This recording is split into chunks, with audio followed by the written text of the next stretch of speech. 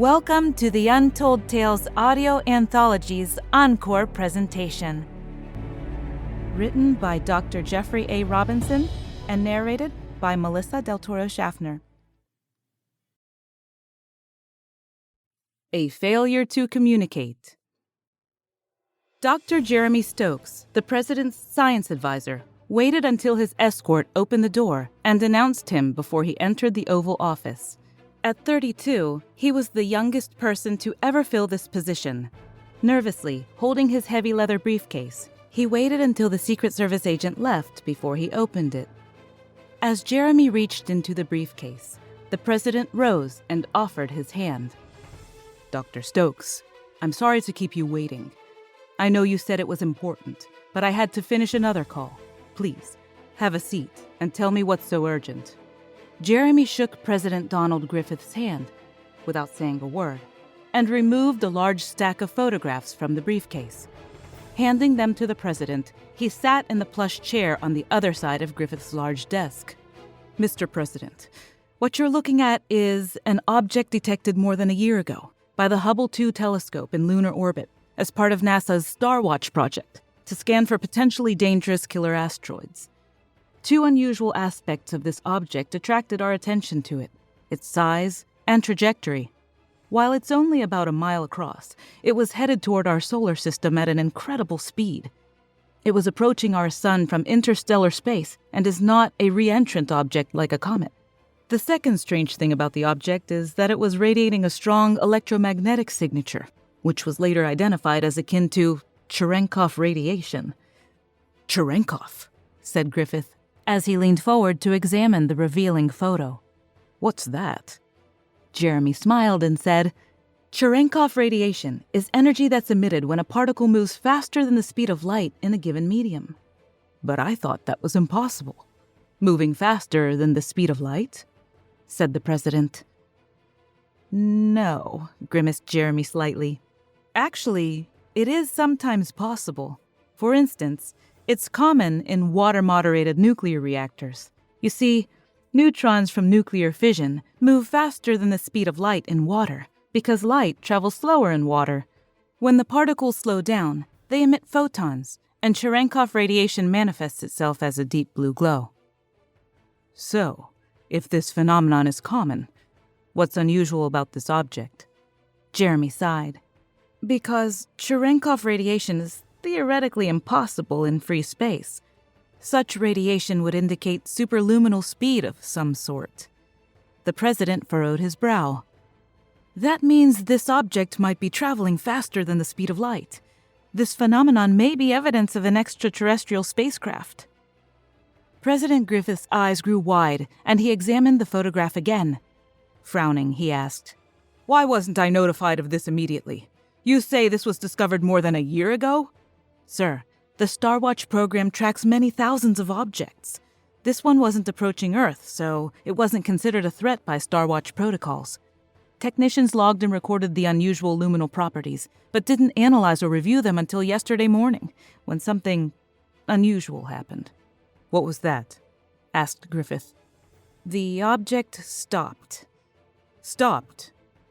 "Yes, one moment it was moving at or near the speed of light, and the next time we looked, it wasn't moving at all."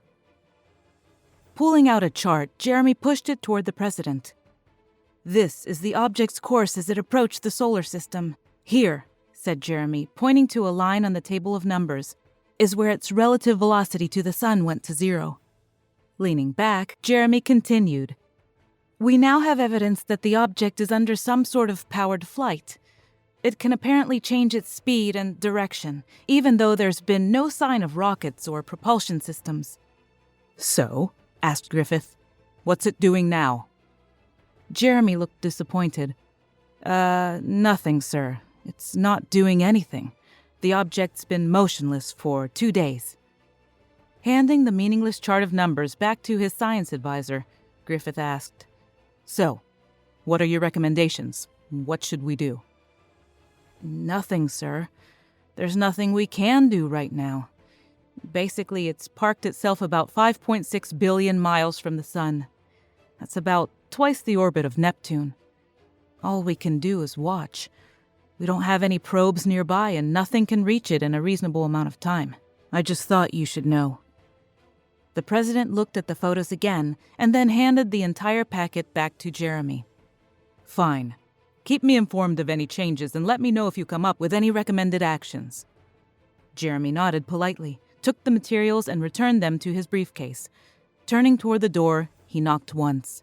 The guard opened the door and gestured him to proceed down the hallway. Nexal woke up when the proximity alert went off.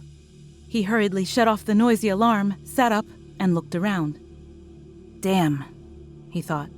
His ship had come to a halt at the edge of a tiny system Nextal didn't recognize. Checking his charts, he swore again. He was well off course. The drive from the Nova fields in Andromeda was long and boring, so Nexal had decided to take a nap, leaving his ship on cruise control. As a result, he'd missed the main turnoff that led toward the refueling depot on the rim. Now, he was nearly a tenth of the way across the galactic arm, away from his planned route. Grunting, he checked his charts once again and smiled. By following a geodesic path directly toward the galactic core, instead of following the main trade route, he'd cut nearly a half a cycle off his anticipated trip time. The load of magnetic monopoles on board his ship was extremely valuable, and this unplanned shortcut could reduce the time of his trip and earn him a bonus. Checking his systems, however, Nexal noted his fuel was low. If he diverted back toward the main supply route and the nearest service depot, he'd lose the time he'd gained, and likely be late instead. Querying his navigation logs, he frantically searched for some place nearby where he could refuel manually. Almost immediately, he found a reference to a suitable location.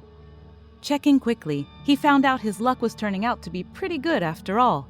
The stellar system his navigation system recommended was the one directly in front of him. It had several gas giants, which would be suitable to refuel his cargo ship. Relieved, Nexal gloated that he'd installed the alternative fuel unit on his ship, although he'd never actually used it before. If he refueled here and brought his load in early, the bonus he'd receive would pay for the upgrade several times over. Over the past dozen cycles, the company had encouraged all the regular drivers to install hydrogen processing units on their ships. Most of them, however, resisted the suggestion, even though the conservationists lectured them that antimatter wasn't a non-renewable energy source every time they arrived at the galactic core with their payloads. Since the price of antimatter was still low, and it was far more efficient than fusion power, most drivers ignored the recommendations, although the hydrogen units were bulky, awkward to use, and expensive to install. Glancing at the navigation entry for this system, Nexal noted that there were predators swimming in the methane seas of the gas giants here. They weren't large or dangerous, but they would be a real nuisance during refueling. "Damn," he thought again. Just on a whim, he turned on his short-range gravimetric scanners to survey the other gravity wells in the system. All he needed was an abundant supply of hydrogen. Methane or even ice would do. Planetary sources were far better than diffuse gas clouds. It took forever to gather enough gaseous hydrogen to fill his fuel cells. Nexal waited for the analysis to complete and then reviewed the results. When he saw the survey readouts, he was shocked. At first, he thought there was an error, so he cross-referenced the navigation entry again. His scan reported a planet in the system that wasn't listed in the navigation database. Most importantly, the planet was a rare water world. "This is great," he thought. "Water in liquid form is far easier to process than methane." Still, he wondered why the charts didn't show the presence of the tiny planet. Looking more closely, Nexal noted the source of the nav entry. The star system hadn't been surveyed by an official patrol. A driver like himself had submitted the entry. Nexal smirked, realizing what must have happened. Another trucker had logged their solar system when he went through it, but had deliberately omitted the data on the water planet. Since his employer would have noted that the ship had refueled here, the driver would have had to log an entry into the Traders Guild navigation database.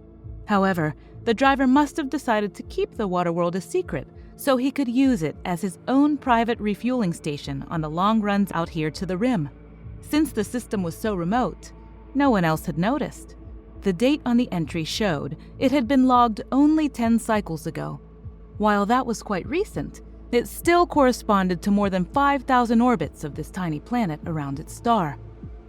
Well, thought Nexal, now I know the secret too. With smug confidence, he started up his ship and set course toward the third planet of the nearby star. Dr. Jeremy Stokes turned on his computer and began his presentation to the Joint Chiefs. "Gentlemen," he said, gesturing to the projected images behind him. "The pictures you're seeing are of object EO1. Since its arrival at the edge of the solar system, more than 9 months ago, the object has remained motionless. All attempts to identify it failed. Spectral analysis hasn't been useful in determining the object's mass or composition, since it's so small and so far away. It's highly reflective, but we haven't been able to get a decent picture of it. All we've been able to do is to monitor the object." A new series of images popped up, and the display tracked the position of the tiny dot as it moved across the star field.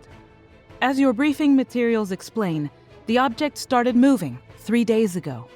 The trajectory's been plotted by both orbiting and ground-based Starwatch facilities, and we've confirmed the object is now on an intercept course with Earth. Mutters and whispers swept through the audience, and after a moment, Jeremy continued. "Calculations indicate the object will rendezvous with Earth on October 3rd of this year, a little more than 5 months from now." A general in the back of the tiny auditorium raised his hand and spoke. "Doctor, you use the word rendezvous. Does that mean the object will impact the Earth or not?" Jeremy nodded. "The trajectory does indicate the object would strike the Earth. However, since the object has now twice changed its speed and direction, we're assuming it's under some sort of powered control. If that's true, it's not likely to strike the Earth. We currently believe it will change its course again when it nears the Earth." "But you can't be certain of that, can you, Dr. Stokes?" said another voice from the audience.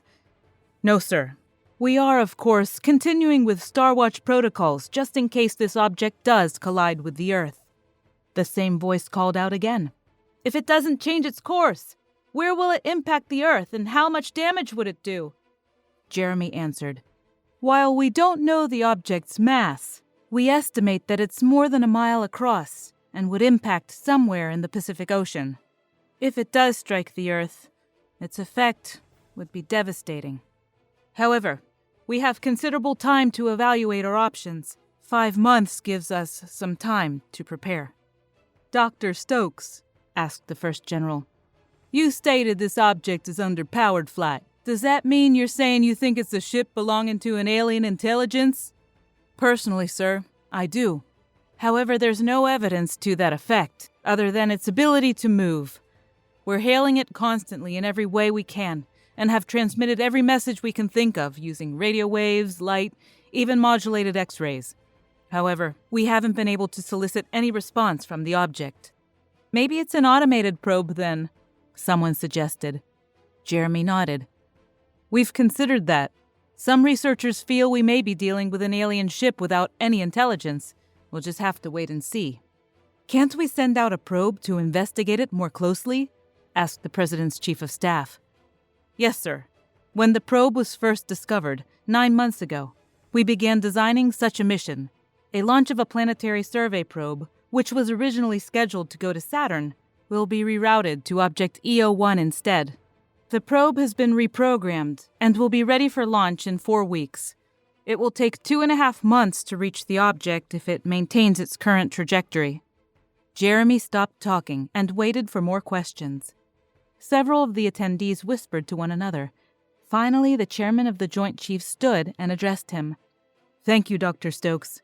You may leave now. We have other matters to discuss on this issue that don't require your presence." Jeremy turned off his computer and turned to leave the room. "Yeah," he said to himself. "You're going to discuss ways of blowing it up or destroying it." Disgusted at their lack of intelligence, Jeremy left the conference hall. Nextal slowed his ship and looked down at the tiny world. The surface gravity was insignificant, barely enough to hold on to its thin atmosphere. He did note, however, the abundance of life on the small planet. "You always find life like this on water worlds," he thought, "particularly ones with shallow water like this one. This is a real find." Tiny objects swarmed around him harmlessly. He waved them away. "Space gnats," he thought with disgust. That also occurred a lot near stagnant water. He swept more of the annoying gnats out of his way and activated his ship's landing mode. As he descended, he looked down at the intricate hives the tiny creatures on the planet had built, and the beautiful web connecting them, which covered most of the world's surface. He often wondered whether such detailed constructs might be an indication of some sort of intelligence. Considering the idea, he realized the lifespans of the surface dwellers were simply too short. Why, in a single cycle, dozens of generations of these creatures would have passed away. None of them lived long enough to develop any sort of sentience. This harsh reality just reinforced to Nextal how precious intelligent life was in the universe. Turning back to matters at hand, he thought, "Let's see. I'll want a configuration that's got a flat base for stability and increased surface area for hydrogen processing." Nextal selected a tetrahedron and promptly settled into the water near the edge of one of the major bodies of water. Then he reached over and activated the refueling system. For a moment, he thought about getting out of the small one-man supply ship, but without taking the time to perform a comprehensive survey of local life forms, he'd just be asking for trouble. Since he'd already spent 8 full cycles inside of the cab in his vehicle, all he had to do was endure a quarter cycle more, and he'd be home. Anticipating a delay while the local water was collected and converted into fusionable hydrogen, he stretched out as much as he could in the cramped cockpit of his ship and drifted off to sleep. Jeremy watched the video monitors in the Joint Chiefs Strategy Room as U.S. and Mexican militaries reinforced their positions along the western coast of Mexico, near Cihuatlan. As he'd predicted months before, the object EO-1 had changed its flight path when it neared the Earth. Altering its course, it assumed a stable orbit whereupon it had destroyed almost all the satellites in near-Earth orbit, using intense magnetic fields of some sort. The resultant loss of the satellites caused chaos down below, since the world's nations and businesses had grown dependent on the orbiting geosynchronous communications network. Even though the object seemed to be completely inert, economies shuddered and threatened to collapse. Eventually, however, they slowly recovered. Still, the world's governments couldn't decide how to respond. No probe ever got close to the alien visitor. The magnetic field surrounding it disrupted all electronics that approached it. Military missiles were as ineffective as all attempts to communicate with the object. The U.S. made a big show of its military forces, but it was more to appease the general population than anything else. The alien ship simply didn't notice. Finally, after several months of inactivity, the ship began to change shape and slowly morphed from a sphere to a 4-sided pyramid. The world watched in awe as the perfectly reflective alien ship floated high overhead like some giant Egyptian god that had returned to Earth. The press immediately took up the idea and repopularized stories about ancient alien astronauts. One tabloid even portrayed the Egyptians as some sort of ancient cargo cult that had based its religion upon inaccurately copying visiting aliens from thousands of years ago. Terror briefly swept the world. Doomsday religious groups promptly appeared, and for a while, it seemed every crackpot and lunatic had a different interpretation of the ship's presence and purpose. The ship, however, did nothing. It simply drifted in orbit for 3 more months, and things gradually returned to relative normalcy as people began to take the alien craft for granted. Then, after everyone began to recover from the shock of a gigantic spaceship in orbit, the ship moved again and began to descend. Panic ensued once more, and military forces around the world prepared themselves as everyone speculated where the ship would land. After a slow, methodical descent, which lasted 2 days, the ship settled into the Pacific Ocean off the west coast of Mexico. It effortlessly lowered itself into the ocean and came to rest half-submerged in the water. Despite the depth of the water, the top of the pyramid still extended more than 2,500 feet above the ocean surface. Mexico immediately requested help from the United States, and in the 2 months since, the armies of both nations had staged forces along the coastline. The world's foremost military weapons sat a mere 2 miles from the giant, featureless ship. Reinforced bunkers housing the largest assembly of artillery and firepower in history waited, ready to repel aliens. In a single volley, more explosive ordnance could be delivered on the alien than had been used during the entire Second World War. The ship, however, remained inert, just off the coast, oblivious to the hostile forces nearby. President Montaigne, Griffith's successor, sat next to Jeremy, who watched the unmoving tableau. "Have you figured out what it's doing yet?" he asked. "Not really," Jeremy said. "We can't tell anything for sure.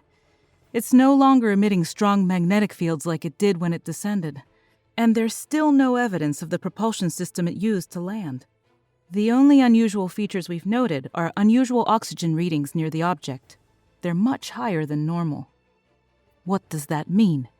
asked the president. "Well," Jeremy said, "I asked the Navy to send underwater probes near the ship, and they reported strong currents nearby as though it was drawing in massive quantities of water. Underwater cameras, however, show no signs of any openings through which the water could enter the craft. My scientists think the ship is drawing in massive quantities of water right through its surface. Like osmosis, the unusual atmospheric readings might mean the ship's drawing in water and discharging oxygen. The ship might be stripping hydrogen out of the water and storing it inside the ship." "That's what my military people told me," nodded Montaigne. "But why would it do that?" Jeremy shrugged. "We don't know. Hydrogen's a universal fuel.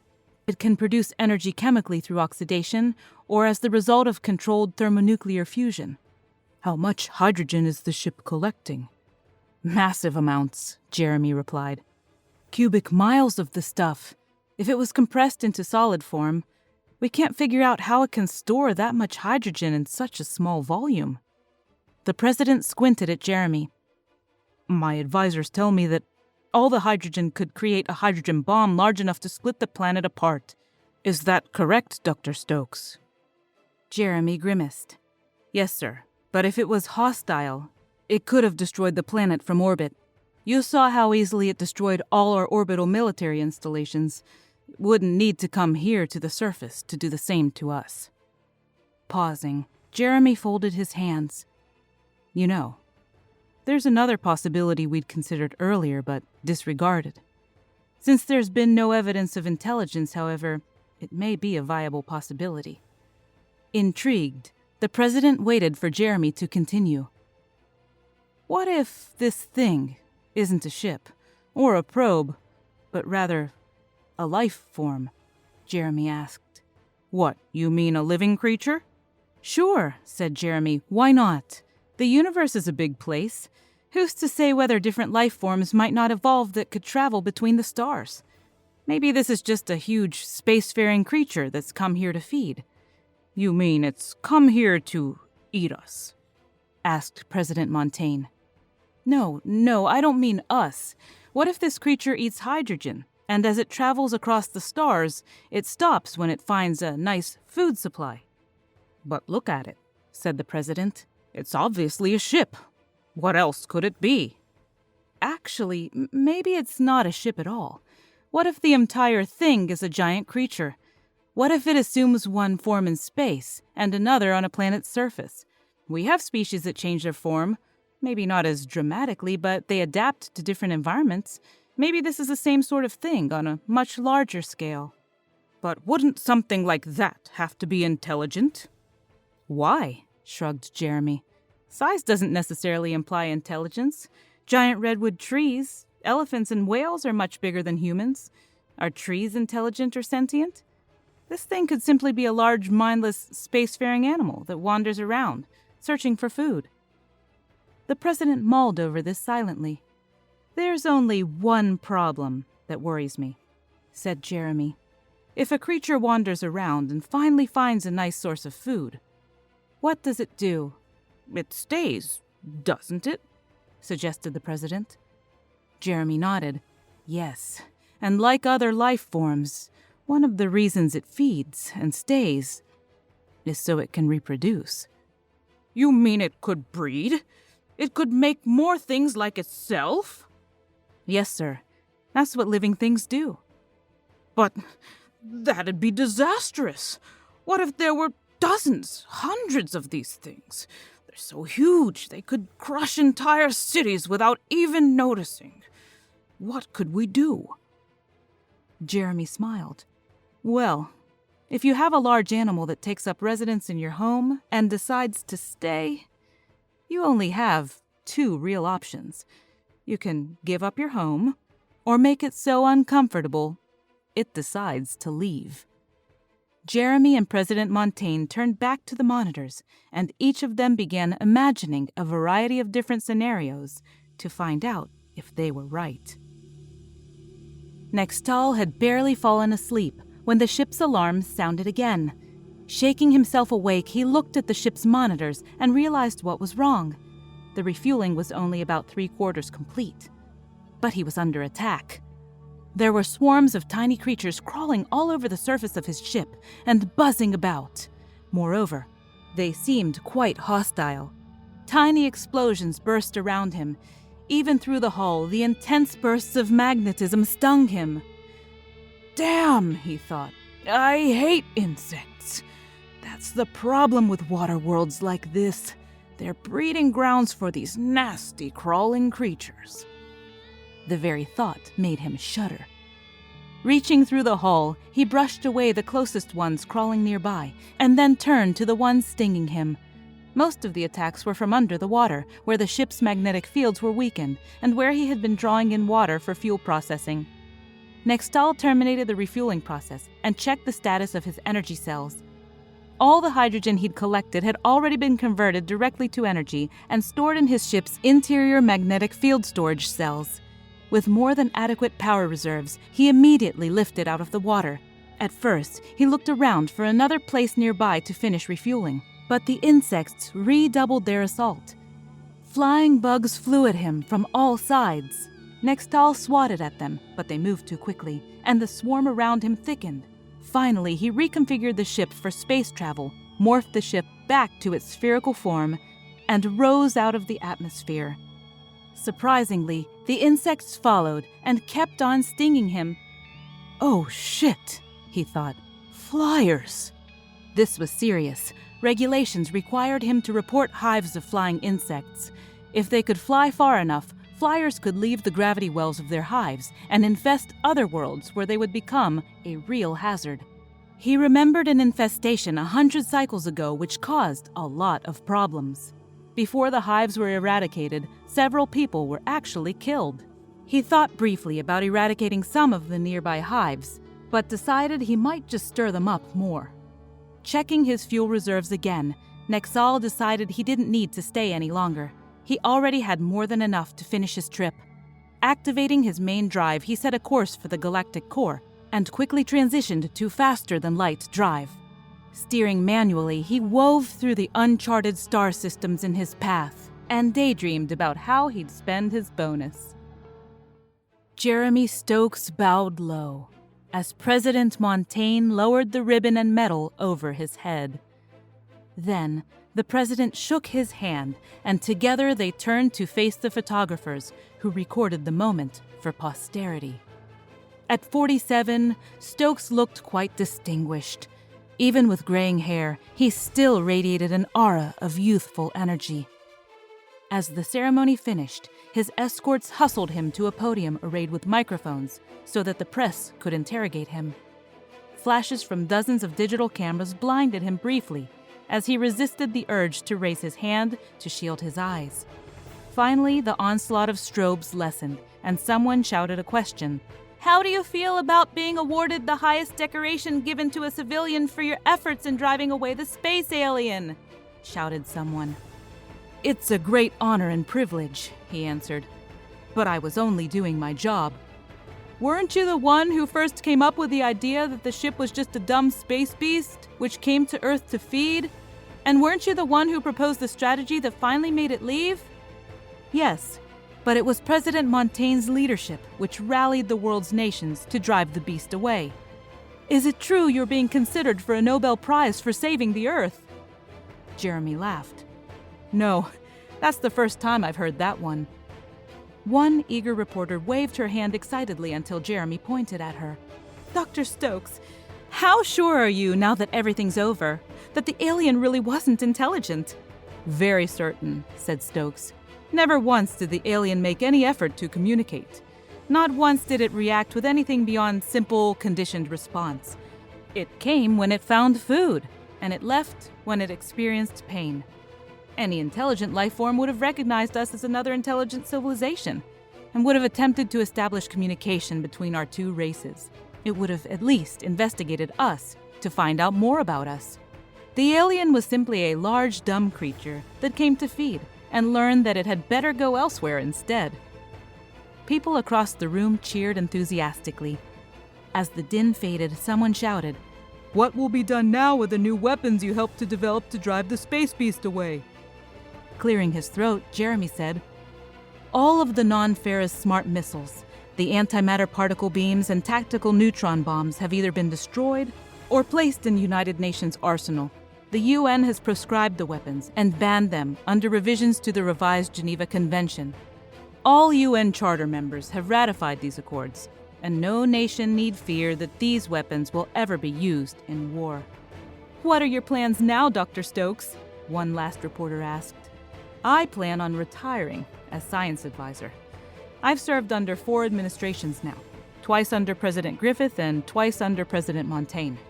I really haven't decided what I'll do next, except take a long vacation, though I confess I've been offered several university positions and the head position at the National Science Foundation. After more than 15 years, I'm ready to leave any new space aliens for the rest of you to deal with." Laughter rippled across the crowd, and as he waved goodbye, applause broke out for the nation's newest hero. Once out of sight, security personnel escorted him to a limousine, which would take him to a dinner scheduled in his honor. Sighing, Jeremy reflected that it had been a long 15 years. The final assault on the alien had gone on for more than a year before the beast finally awoke. It was another year of constant assaults before it finally fled. Many soldiers and aviators had died, but they'd achieved victory easier than he'd hoped. Jeremy was grateful he'd finally be able to relax. While he was excited to review some book offers, he was more anxious to go to his cabin up in the wilderness of the Pacific Northwest. He loved the rustic wilderness, even though he hated the insects by the nearby lake. More than anything else, he simply looked forward to a long overdue vacation. While resting at his cabin, he could work on his memoirs and consider other offers as they filtered in. Once clear of the uncharted rim star systems, Nexal headed toward the nearest major star route and turned on his automatic pilot. The beacons along the trade route would guide his ship without his attention. While driving back toward the trade route beacons, Nexal changed his mind. He decided not to report the nest of flying insects to the authorities after all. Except for the bugs, the place was a virtual paradise. It was clean, it had a mild climate, it had an abundance of natural resources, and most of all, it was quiet. There were no neighbors around for light cycles.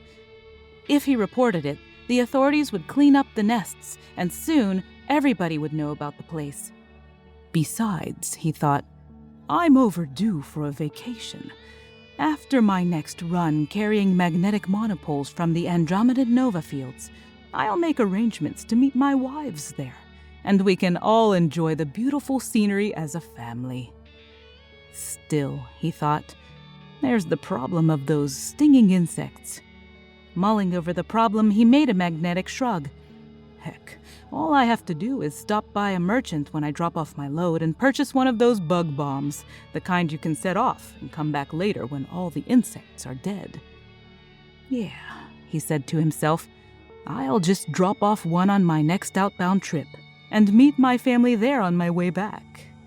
After a few cycles, the air will have cleared up from the insecticide, and the place will be bug-free.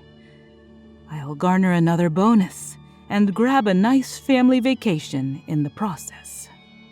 Pleased with himself, Nexal leaned back and stretched. I might even be able to take the children to one of the system's gas giants for some fishing. Daydreaming, Nexal nodded off to sleep once more. Thank you for listening to this Encore presentation from our archive of original short stories. We sincerely love our listeners, fans, patrons, and supporters, and would love to hear from you. Keep in touch with us and let us know what you think about our podcast, our stories, and your listening experience. The best way to do that is to subscribe on our website, untold-tales.com. That's untold-tales.com. We want to make sure that we are creating stories and an experience that you're enjoying. So subscribe on our website. That'll put you on our email list so we can keep in touch with you. And thank you for listening. Have a wonderful day.